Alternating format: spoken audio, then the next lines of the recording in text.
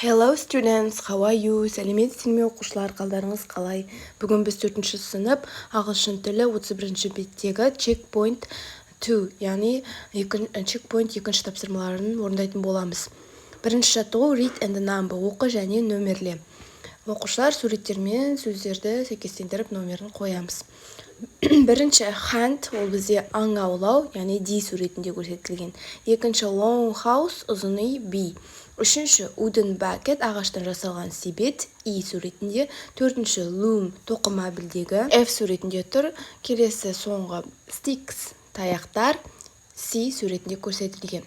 Exercise number 2, екінші жаттығу. Look and complete, қара және толықтыры деген. Яғни оқушылар бұл жерде әріптер түсіп қалған, сол әріптерді қойып жазуымыз қажет. Мысалы, біріншісі library деген сөз шыққан, екіншісінде бізде theater, яғни номер 1-де. Одан кейінгісі fun fair, үшінші cafe, төртінші museum, бесінші swimming pool деп жазамыз. The next exercise number 3, read and choose, оқы және таңда.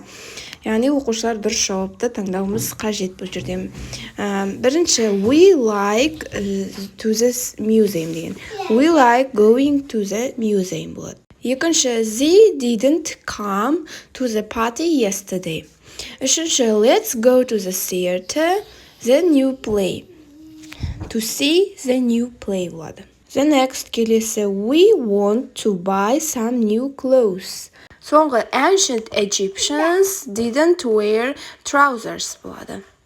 Соңғы төртінші жаттығу, make sentence, сөйлемдер құра деген. Бірінші сөйлем бізде did келеді. Did Қайрат go on a holiday trip? Екінші, how was it деп жазамыз. It was fantastic деп жауап берген.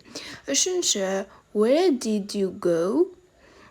Жауап берген, we went to a Viking long house. Яғни сен қайда бардың? Біз викингтің ұзын үйіне бардық деген.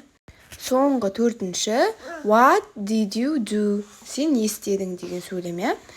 We lived like Vikings for a day деген. Яғни біз бір күн бойы викингтер сияқты өмір сүрдік деген. Осымен оқушылар, сабағымыз аяқталды. Лайк басып, каналыма тіркеліп кетуді ұмытпаңыздар. Goodbye, students.